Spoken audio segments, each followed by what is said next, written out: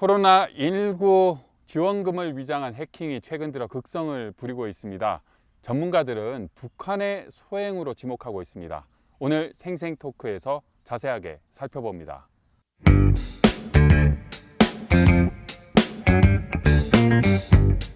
미국의 수도 워싱턴에서 매주 전해드리는 RFA 자유아시아 방송의 생생토크입니다.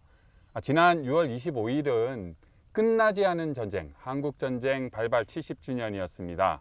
그런데 남과 북의 전쟁 또 하나가 있었습니다. 6월 25일로 7년 차가 된 남북 보이지 않는 전쟁, 사이버 전쟁이 있었습니다. 관련 소식 이경아 기자와 함께 얘기 나눠보겠습니다. 안녕하십니까? 예, 안녕하세요. 네, 조금 전에 제가 언급했듯이 남북 간의 사이버 전쟁 7년 차가 된 날이 지난 6월 25일이었다고요? 예, 그렇습니다. 2013년 6월에 그 한국 국정원과 청와대를 대상으로 북한 해커들이 공격을 감행했습니다.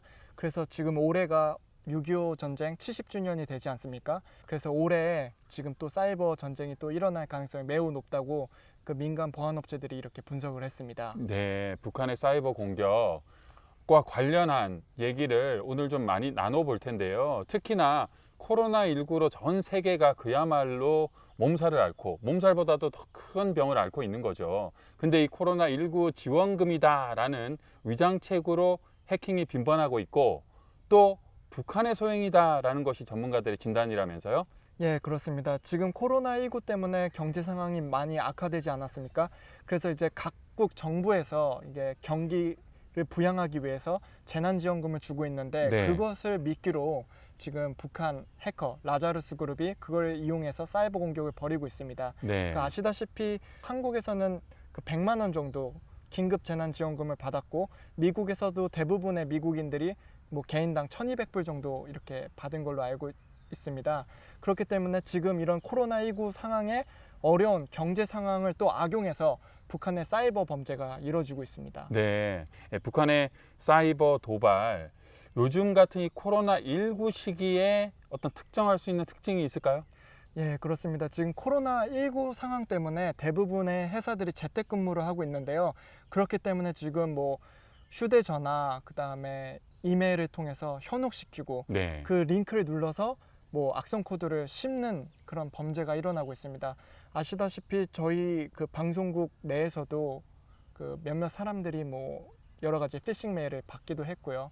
저 같은 경우는 뭐 카카오톡에서 전혀 모르는 사람한테 이렇게 문자가 오기도 했습니다. 지난 이 시간에도 이경아 기자가 북한의 소행으로 추정되는 사이버 공격들 소개를 하면서 그런 말씀을 하셨어요. 바로 이 시간에도 북한의 해킹이 진행되고 있습니다 라는 말을 했는데 지금도 그럴 수도 있겠네요. 그 북한이 지금 돈을 벌기 위한 가장 좋은 수단일 수밖에 없습니다. 네. 보이지 않고 네. 그다음에 잡히지도 않고 증거가 없고 그리고 다만 모든 분석 업체들이 북한이다 이렇게 100% 확정할 수도 없기 때문에 그들이 빠져나갈 구멍이 많기 때문에 이런 범죄를 벌이고 있습니다. 또 그 대북제재위원회에서도 지금 그 사이버 범죄에 관련된 그런 제재 조항은 사실상 없거든요. 네. 그래서 사이버 범죄를 통해서 북한이 뭐 돈을 외화를 이렇게 획득하고 있다 이렇게 볼 수 있습니다. 네. 자, 북한 해커들 부르는 명칭 다양하지 않습니까? 예, 그 분석 업체마다 그리고 나라마다 이제 부르는 내용이 다릅니다. 예를 들면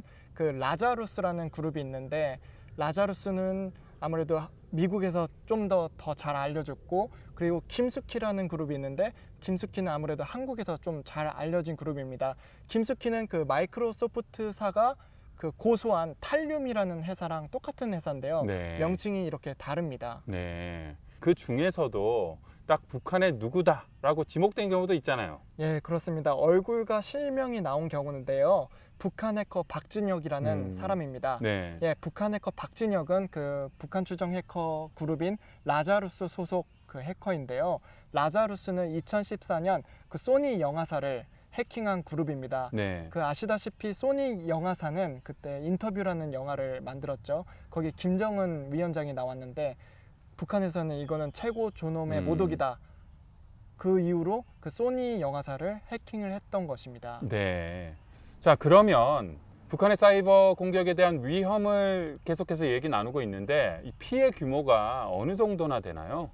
예, 그 대북제재위원회에 따르면 그 사이버 추정 활동 수익이 수억 달러에 이른다고 이렇게 했습니다. 네. 북한이 그 불법적으로 모래를 파는 그 수익보다 그 사이버를 통한 수익이 거의 버금간다는 내용이 있었습니다. 네, 지난해 사실 북한이 석탄 수출길이 막히면서 백사장 해변가에 모래를 많이 팔아서 굉장히 많은 돈을 벌었다라고 했는데 그 돈만큼이나 사이버 범죄로 벌어들이는 돈이 더 많다라는 것이 유엔의 대북 제재 전문가들의 추정이군요. 네. 마지막으로는 북한의 사이버 공격, 우리 처음 얘기 시작은 6월 25일 공격 7년 전 이 남북 간의 사이버 전쟁이 있었다. 그리고 미국 정부도 북한으로부터 많은 공격을 당했다. 우리는 앞으로 대비하겠다라고 밝혔고 유엔의 대북제재위원회도 사이버 피해에 대한 내용을 보고서에 했다곤 했어요. 네. 앞으로 북한 이 사이버 공격에 대한 전망 어떻게 봐야 합니까? 예, 지금 알렉스 테어 모건 그 유엔 대북제재위원회 조정관이 얘기를 했었는데요. 네. 저희 자유아시아 방송과 인터뷰를 했었는데 북한의 그 사이버 공격이 그 많아질 수밖에 없다는 우려를 했습니다. 네. 아무래도 지금 대부분 모든 회사가 재택근무를 하고 지금 인터넷 없이 살 수 없는 세상이 되지 않았습니까? 그렇기 때문에 지금 북한이 더 사이버 공격을 하려는 거고, 그리고 지금 제재 상황 속에서 다른 뭐 담배를 수출하든지 아니면 다른 뭐 물건들을 불법 무기를 수출하든지 이런 불법 활동을 하지 못하기 때문에 사이버상의 범죄가 더 많이 일어나는 것 같습니다.